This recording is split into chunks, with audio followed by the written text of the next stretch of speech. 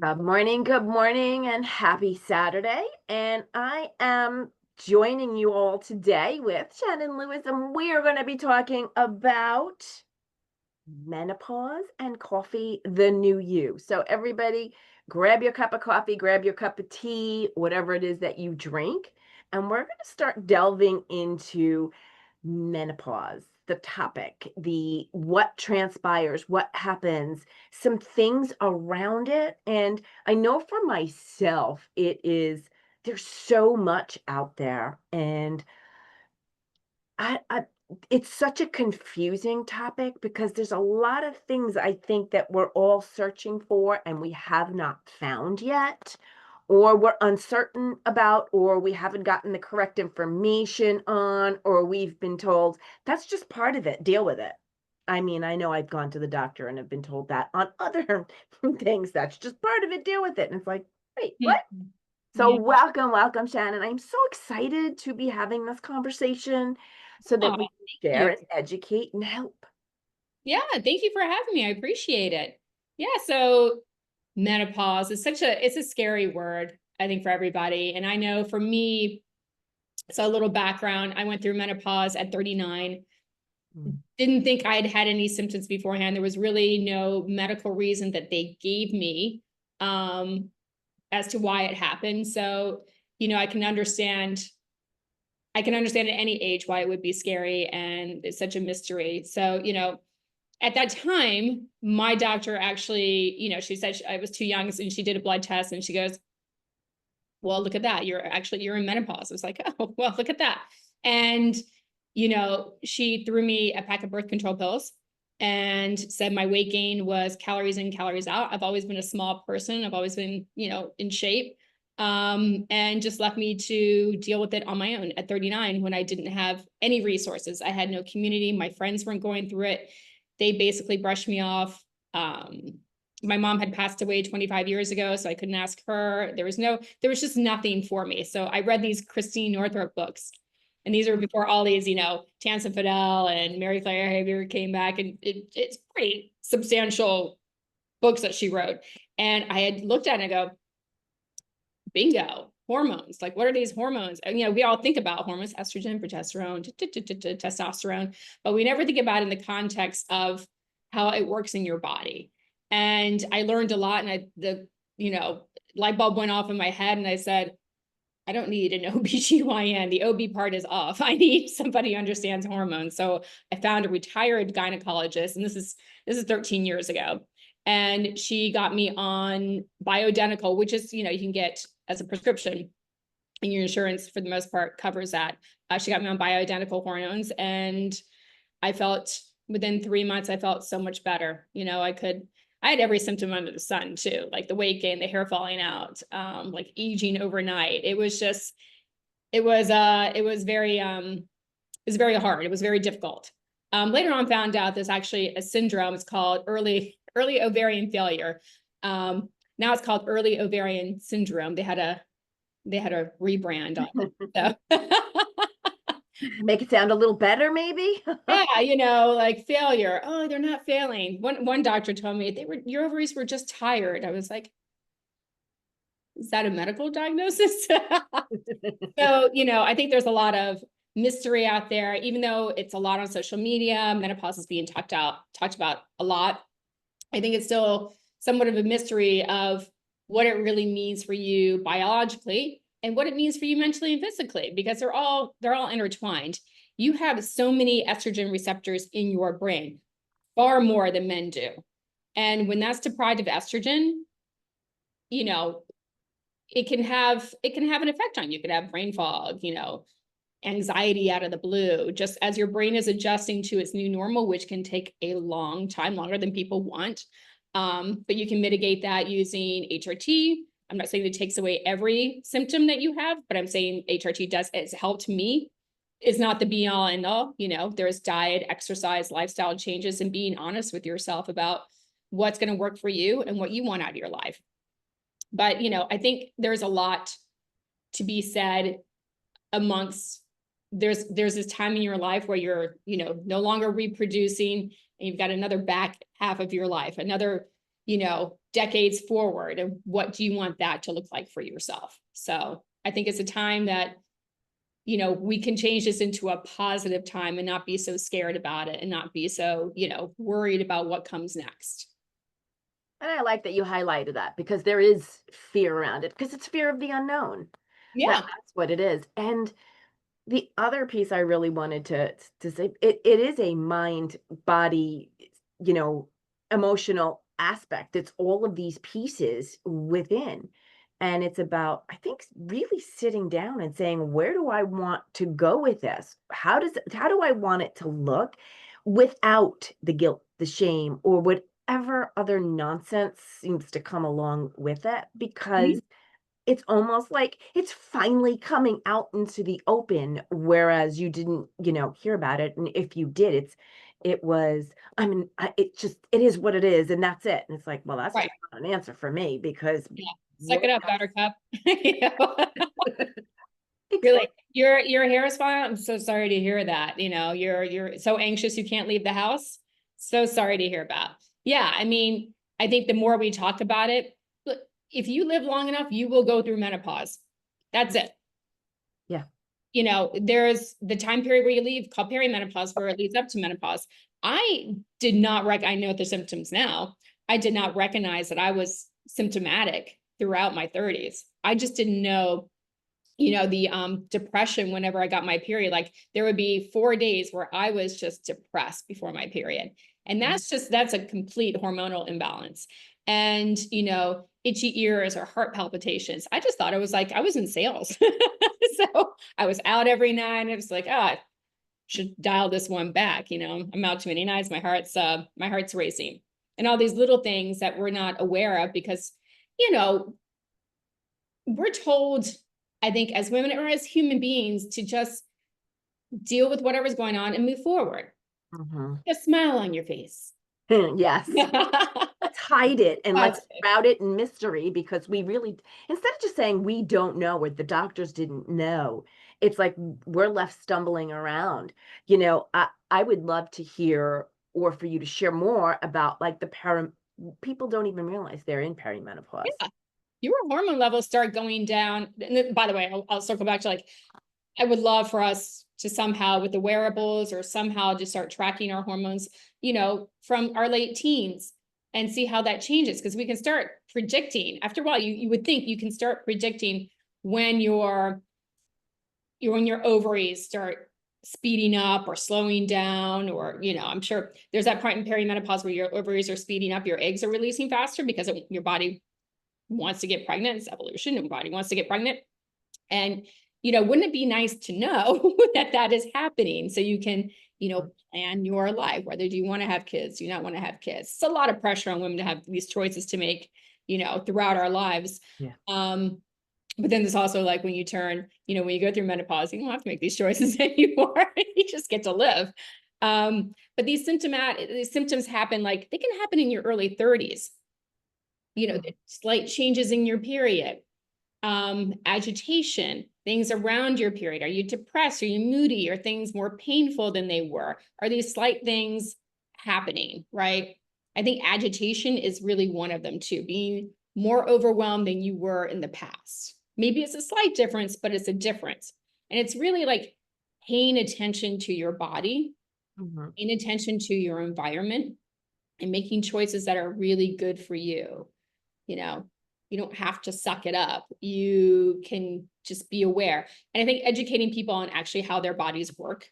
I don't know about you, but my biology class in high school, like it's not sticking the way I think they thought it would stick.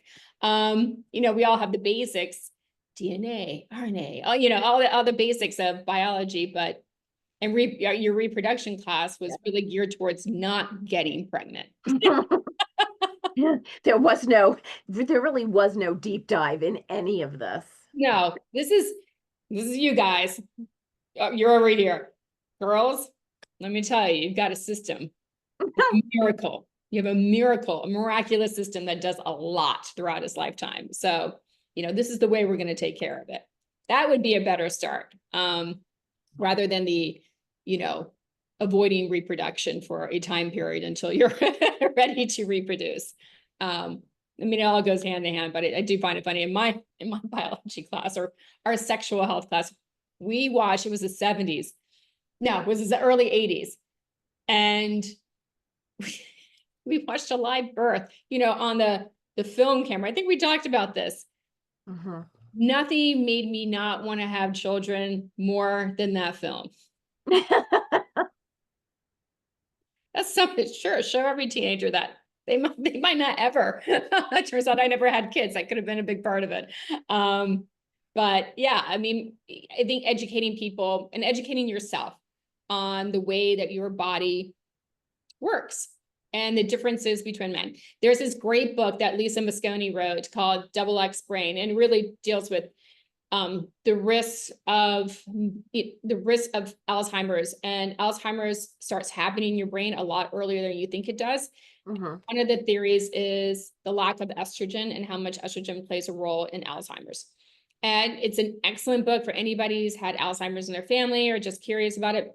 She really goes in the most relatable way and talks about the differences between men and women, and medicine historically has been geared towards men. Like, we have been treated as little men.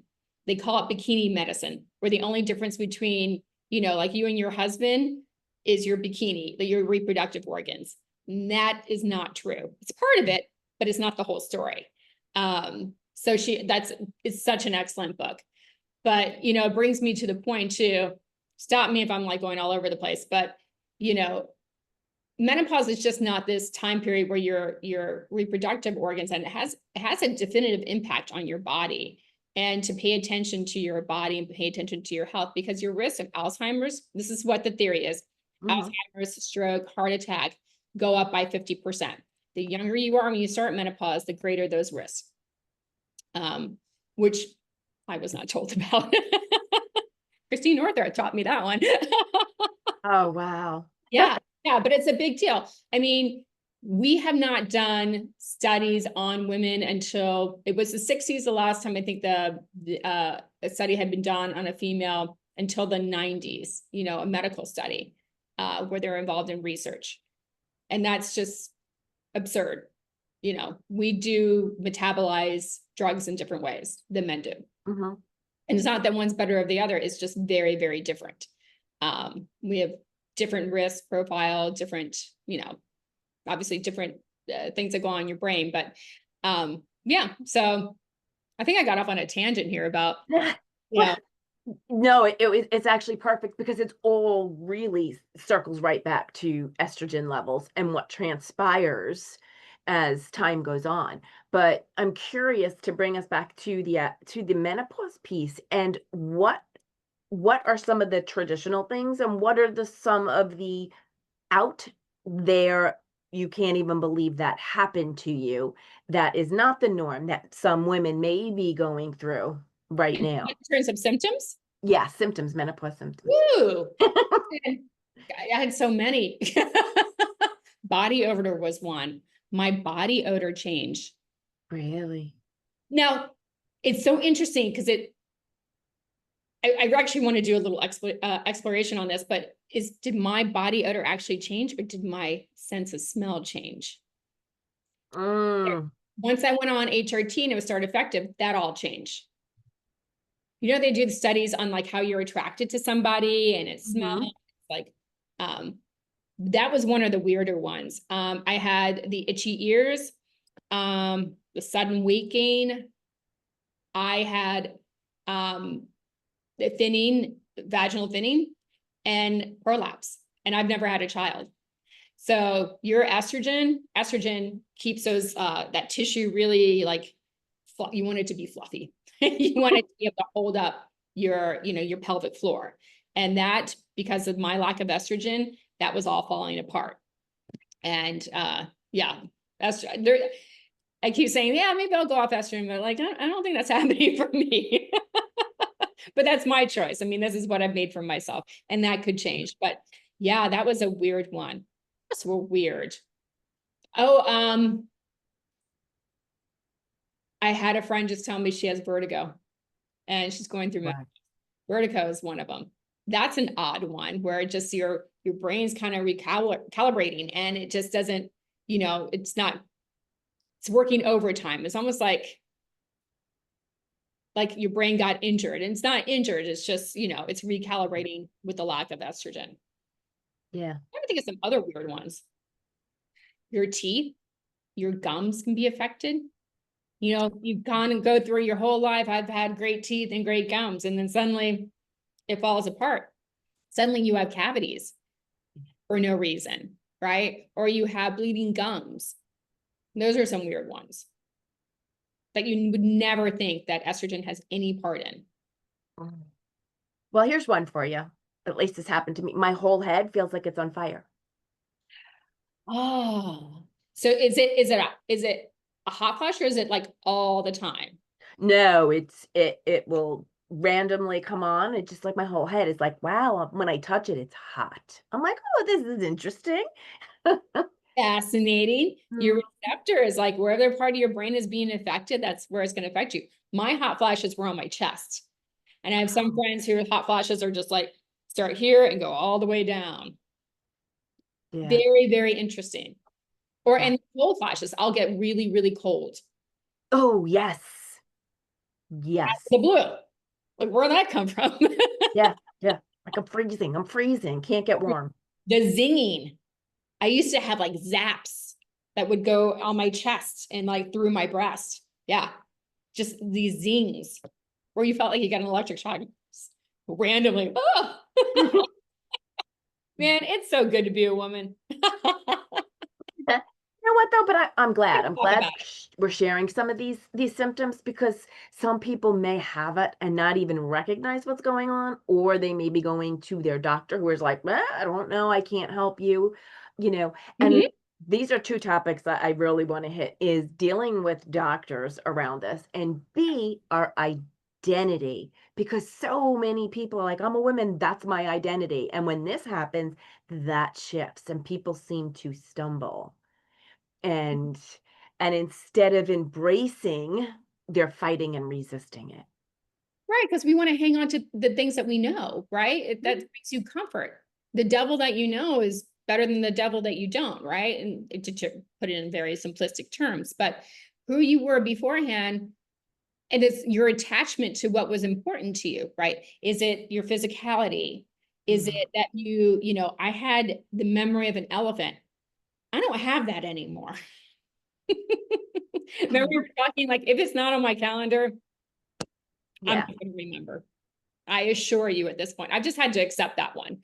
Um, it's like you have to, I think I would, I would say you have to ask yourself, what am I holding on to that is not maybe true for me anymore?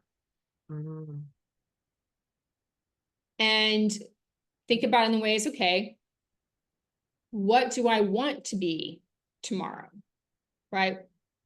What's important to me now and what will be important to me tomorrow, and go from there. It's hard to let go of things that you can't control. Like none of Mm. us can control getting older, right? We can't control how other people treat us, but we control our reaction to it, and just give ourselves a lot of grace and a lot of love, and knowing that you are the most important thing to you. So Mhm. you are first. You are number one. Take care of you first. Yeah, I mean, I had to deal. When I went through menopause, I had to come to terms, and it was challenging. Come to terms. I was going through a divorce.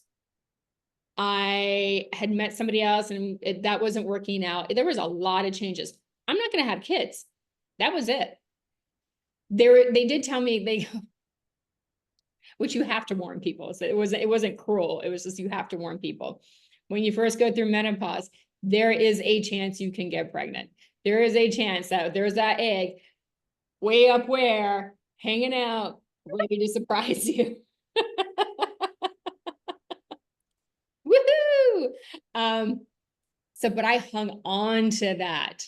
I hung on to that for a long time, longer than it was healthy for. And, I tortured myself a little bit. And then I had all these like, I'm not going to be attractive anymore. Who's going to want to date me? You know, who wants to date somebody in menopause? Turns out everybody. It turns out whoever you want to date is going to want to date you. These things are not true, but like there's a lot of fear. We value youth over many things. Youth and productivity. These are the things we value in Western culture. And you know what? I may not be as productive as I used to be, and I'm certainly not as young as I used to be, but I am just as happy as I used to be. You know, it's, you realize, I think going through menopause is like, there's a time frame, right? And you tend to be middle-aged when you go through it. For the most part, you're middle-aged. Some people go through menopause much earlier for a variety of reasons, but you know, there is the back half of your life left, however long that is, right? You kind of think about this as in the middle. What do you want to do? And then I think there's a realization, at least for me, that the party's not forever. What do I want to do while I can do it? How do I want to look and feel? You know, I want to be able to skip into the afterlife when the time comes. I don't want to be immobile. I want to be healthy. I want to be able to enjoy my life physically and mentally. So what are the steps I have to do to ensure the best possibility that that's going to happen?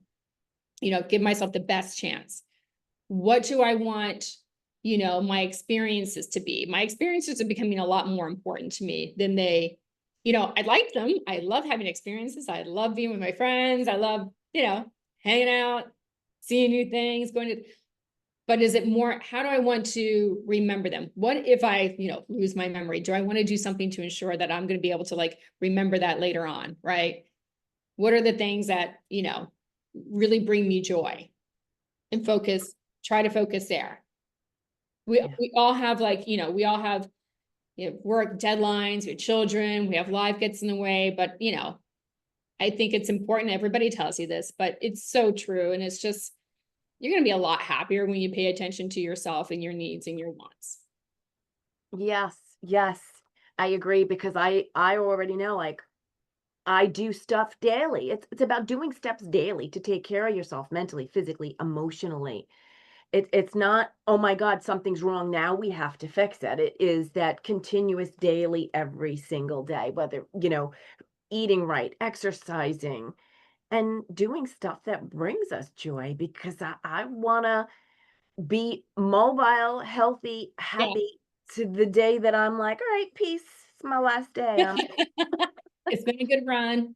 Good been here. See y'all later. Yeah, but this is not to say that I wake up and like I'm kumbaya every day. No, Yeah, like yes. one of the more fun things about my experience with perimenopause and middle age is that I sometimes have a short fuse, like real short. But you know what? I'm turning this into a positive for me. It just means I don't want to do it. It's a waste of my time, and I'm not dealing with this. You know, I'm gonna move on from this. It's like my little triggers of like right in the face that like, no, this is bringing too much stress to your life. This is gonna affect X, X, and X. So how about we don't do this? Uh-huh. Just some of them are my fault, but you know, But at the being same that I time, have a lot of brain fog, I can easily forget that. but you're honoring yourself. Like, I really want you I really want that to be recognized. You're honoring yourself because there comes a point in time where, yeah, it's putting yourself first instead of everybody else. Yeah, And it's about living your life the way that you decide and you desire instead of everybody else's opinions, thoughts, and that goes for society, friends, family, everybody. There has to come a point in time where you really look at it and say, this is all changing and this is good, but how do I want it to be? right. Right. And maybe these symptoms, the exasperated symptoms, maybe they Mhm, get worse because you're in an environment that you don't need to be in today or in this moment. mhm, Right. And just really thinking about what you need and then going from there. You mhm. know, Yeah. it, I mean, maybe some of these symptoms are a gift. Now I'm starting to think, and this has been a while because I've been fighting this. It's really bothered me about the brain fog. And I've tried everything. Now I'm on testosterone and I've like triple stacked myself on my hormones. And because of who I was beforehand. The person remembered every single word in the tone that you probably said it in and repeat it back to you. I can't do that, but I have to give myself a break. And maybe God and the universe are giving this to me so I don't think about what other people think and say. I can easily forget it and move on. A little too easily sometimes, but forget it and move on.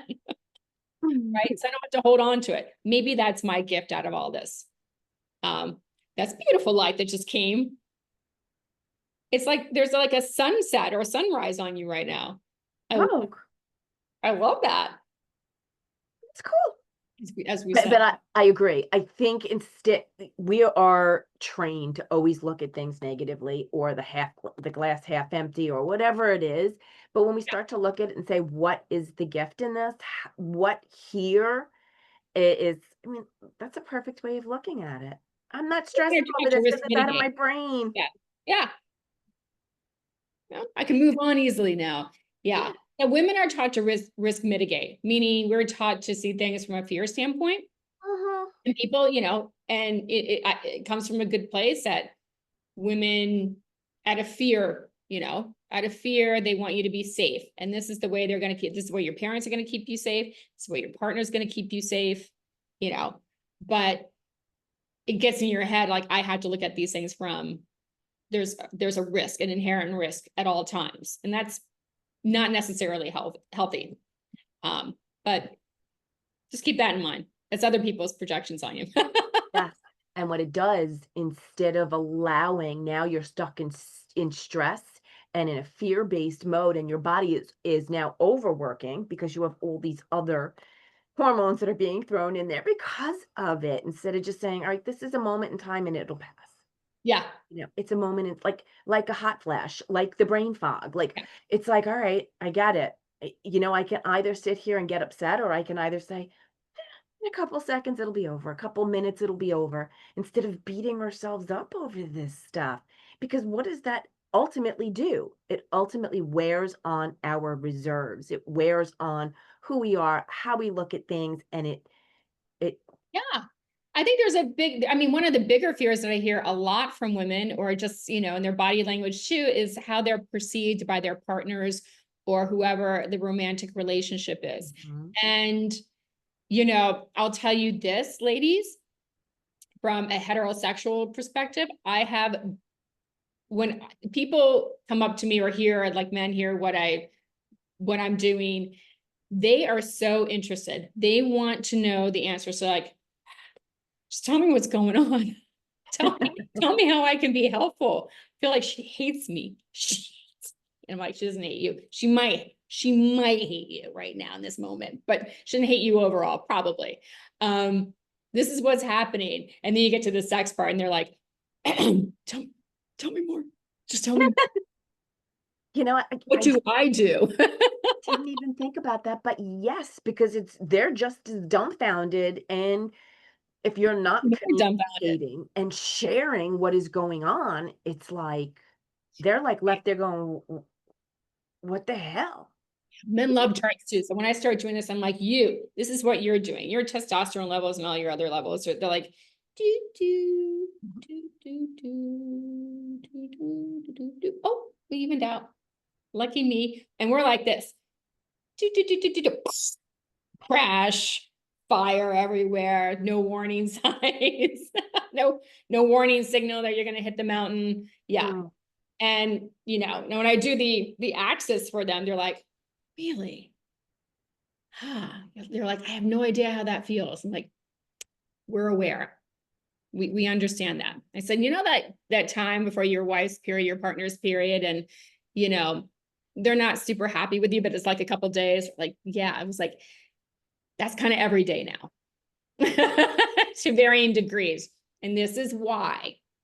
And they are so fast. And I think they just want to understand so they can help, or, do what's needed, but they want to understand. Yeah. In my I've experience. I've seen some skits on TikTok about it, and there was one guy going, she's got the air conditioning on low, she's got the fan on, she's got this on, she's got that on, and I'm freezing. And I The giggle. Jeffrey one, like there's a There's like a helicopter fan. He's in a parka. He's like, Jeffrey, feel me. Why am I so hot? Yeah, I yeah, don't know. yeah. But it's interesting. It's that it's ultimately it's having that communication. It's being able to say, "Good God Almighty, I just this that." There was the other day. I'm like, "Wow, I am so off with my emotions. They're all over the place." I'm like, "Look out! Can't help you. Don't know where I'm going. Don't know where it's I don't going to know. land." I'm just, this is my perimeter. I'm going to do what I need to do to take care of myself today. You go on your merry way. Maybe Mhm. make a list. These are things you shouldn't do today. A variety of lists and like put them on the refrigerator or something. This is today. Mhm. By 10 a.m., this could be a different list. So make sure you check back. Just get Yeah, on it. Get on it, Bob. yeah, yeah. And I find that so interesting because it's true. It's like, and it's for me, it's more like, all right, this is where I'm at in this moment, and that's okay. And I That's will okay. figure it out and I will do it. And I think that throughout this whole process has been hugely helpful for me. It's like, all right, I see it. We're good. Let's just, and being able to say, this is where I'm at. This is what's going on. Because I think that for me has really, really helped in a lot of ways. And one of the questions is, I would love to know what questions do we ask the doctor? What are some things that we can do ourselves, research ourselves, or because many, Yeah. many years ago, was having a lot of issues with ovarian cysts. Hmm. And the guy actually, one of the doctor, I almost killed him. My husband was with me that day. He said something about me being an emotional basket case, and my husband's What? he jumped in. He was like, "Oh shit," because I was like, I just like my whole demeanor, my body. He's like, "Oh," and I said, "I'll never come to you again. Like I will never ever come to you again." Well, that's a good choice. I Yeah. would say anybody out there, your doctor dismisses you in such Mm, a way or something familiar, leave. There's no reason to be there. You should never be dismissed. You know, medicine is, it's a practice. There's a word practice in it for a reason. Nobody knows everything. The human body is a great big mystery. We have billions and billions and billions and trillions of dollars that go into research on how the human body works and disease, well, not mitigation. There's not a lot of research on mitigation. However, there is on, putting the Band-Aid on it and drugs and things to help ease symptoms of disease. Um, I have to say there's the amount of research besides, the Women's Health Initiative, which by the way was really to see if HRT was a preventative of heart disease or did it help heart disease in any way. And it wasn't the greatest study, but it was never intended to be what happens in menopause. I mean, you have to look at the question they're trying to answer. And that really wasn't the question of like, does HRT help women? How early? Like that's a enormous study and that's an enormously expensive thing to do. Not that mhm, we shouldn't do that. We should 1000% do that. But know that no drug company is going to take that on because HRT itself is off label. There's no money to be made unless you change the delivery mechanism or I mean people do bioidentical, that's what they call bioidentical, just a different formulation of things. Um, and that's where, private doctors and, these telehealth places, there's nothing wrong with taking them. It's just what works for you. I would say, it can get very expensive, but that's up to you. And I think that the stuff that's over, at your pharmacy, if you're taking HRT, is just as good. I will say, just look at the delivery mechanism. So just a quick background. So when you produce estrogen or you take it by pill, it's processed, the first passes through your liver. So mm, just keep that in mind. It's not to say you shouldn't take, oral estrogen. It's just, it passes through your liver on the first pass. If you take it transdermally or with creams or stuff, it bypasses that. So, if you have any liver issues at all or whatever your lifestyle is, just keep that in the back of your head. If you have a uterus, you have to take progesterone. Testosterone there's so little research on testosterone anyway. say what works for you. If you have, you're tired all the time and you have brain fogs, the testosterone is supposed to help, but that's converted to estrogen as well in your body. But the things you want to ask your doctor about is how do they, I would, interview them like you would interview anybody. How do you feel about menopause? Have you taken on any additional menopause training to care? Because in medical school, it's only 30 minutes. Wow. It's only 30 minutes. Yeah. Yes. Yes. So but I would also argue that, your first line of defense is probably your internist or your OBGYN or your GYN. So that's the first person you're probably going to go to and talk about this. Uh-huh. Just interview them and say, do you have experience in treating women in perimenopause and menopause? What is your first line? What's your theory on it? Because these are really quick answers. Like, I'm open to it. I like HRT, but I will do what you want me to do. Are you more comfortable with blood tests? Or do you do now they treat by symptoms? They don't necessarily treat by blood tests. A blood test can confirm your, whether or not you're in menopause, but it's really symptomatic that they're treating. They're treating symptoms. They're not preventing anything. So I would do a lot of research on, the pros and cons of HRT, if that's something that could be interesting to you, or with some alternative ways that I can help myself. There's prescription drugs that help hot flashes, if that's your biggest concern. You don't want to take an HRT. There are herbal supplements out there that can ease your symptoms for sure. What are some lifestyle recommendations? Maybe you need to be, you can get a referral to a nutritionist or something like that. Maybe it's a physical therapist or therapy, therapy, just things that, how open are they to treatment? And what's their philosophy on it? Quick conversation. Yeah. But being dismissive, absolutely not. That's unacceptable. You walk right out. There's no point in having this conversation. But I mean, are they willing to help educate you? I think doing, part of taking care of yourself is educating yourself. You know, what I'm working on, and the reason why I'm working on is, again, I went through menopause at 39. I had no one to talk to. And then all my friends started, and the same thing, they had no one to talk to. They thought they had no one to talk to. And they just didn't know what was happening. People get different symptoms. And so I am building out a platform that uses AI to educate you on your symptoms. So you talk about, I have hot flashes, and Agent Betty, is called Forever Betty, is supposed to, we're in beta, by the way. That's why I say it's supposed to. So if you try it out, let me know, hit me up. I take any and all suggestions and feedback, but it's supposed to educate you on what your estrogen receptors are doing, what's biologically happening in your body to cause this hot flash.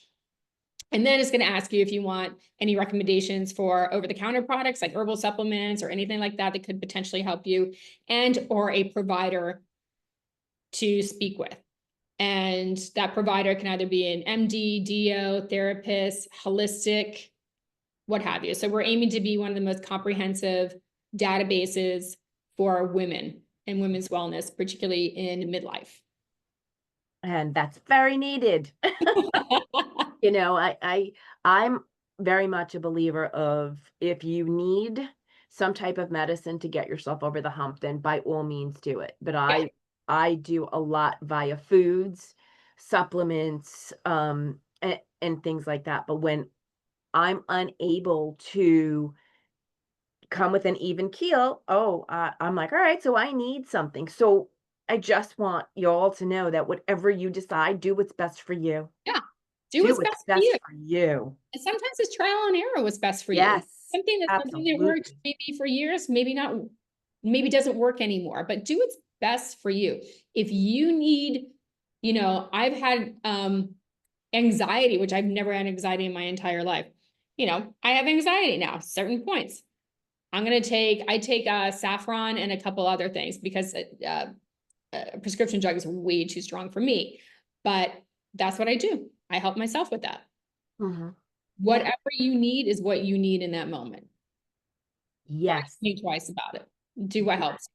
Yes, yes, yes. And I Like, am don't very take much, yeah, I think it's important that I really want you to, that you touched on with creating your forever Betty, is that you've got all of these different ways of doing it. You're not stuck in one way. So if you don't want the doctor, you want the therapist, you want the holistic, you want a combination Yeah. of everything, which I think is perfect, a combination of everything. I have my gynecologist. I think it's great, but she comes at it from a clinical standpoint, and she's still catching up to, menopause treatment and what my blood work should look like and where it's outside the range. I also have two holistic doctors that I go back and forth, and I get different answers from them too. Right? Mhm. I had this cystic acne, excuse me, Lola's chatting over here, my dog.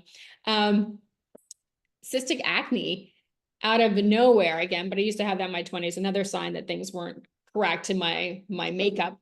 Um, and I got retin-A for one and something from another. And then one of my doctors, Barbara Custer, who's amazing. She's in San Francisco. She's amazing. She comes at it from uh, an Eastern philosophy. But she said, you need more progesterone. She's like, you're on 100. She goes, go to 200. It cleared up in 2 days. Oh, wow. So, get your team, get people you trust. They might come at it from different perspectives, but if you need that team, you go get that team.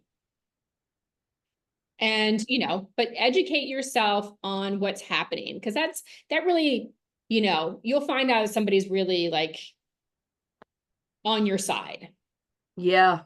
And that is really important. That is Yeah. really, because you want to feel seen, heard, understood, that you actually have somebody there who's like, I get it. They may not have the same symptoms, or it may be a male, but at least they're going to say, all right, let's figure this out. Let's work together to create a plan.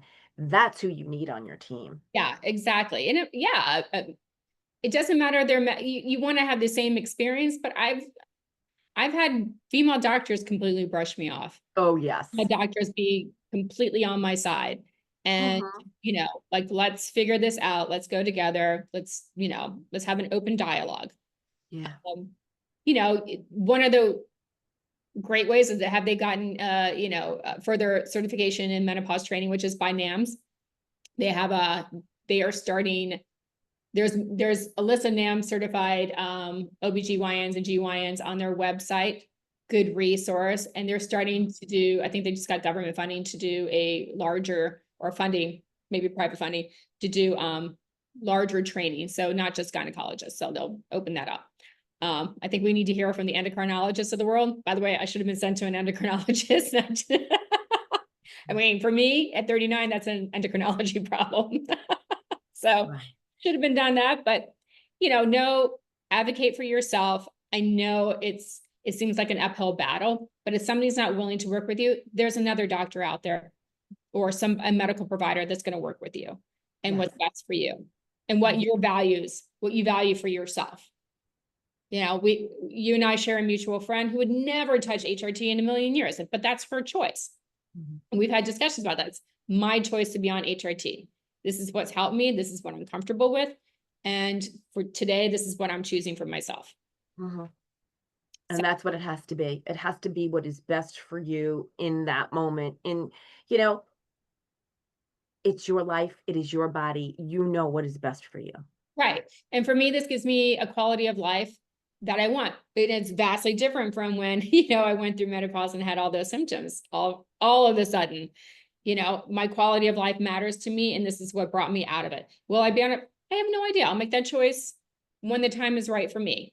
But if you choose not to do something, or you choose to do something, that's your choice. Base it on what's best for you and your health. Mhm. You don't need to explain it. You don't. Mhm. You can share with other people how it helps you, because I think that's really valuable. I would love for the Forever Betty community just to, you know, share what works for you, share your challenges, share there's something out there. The tricky part and why it's so hard to study menopause is because not everyone has the same symptom. you know Because we're all individual and each one of oh us is going through it differently. And there might be similar things, like the hot flashes, but there's a lot of things that is individual. Yeah. Yeah. And also, you know, from an advocacy standpoint, you know, your elected leaders and things like that, like we need, the only way we're going to do large case studies is if it's by private or government funding. Mm, And the amount of money you would need to do large scale studies, excuse me, is through government funding. They're the ones that can write, you know, that $500 billion check to do these really, you know, in-depth large scale studies. But we deserve it. We are part of society. We're 50% of the population. mm. You know, just just keep that in mind when you're voting for people and you're electing leaders and things, people that are in charge, and make sure it's, you know, based on your values too.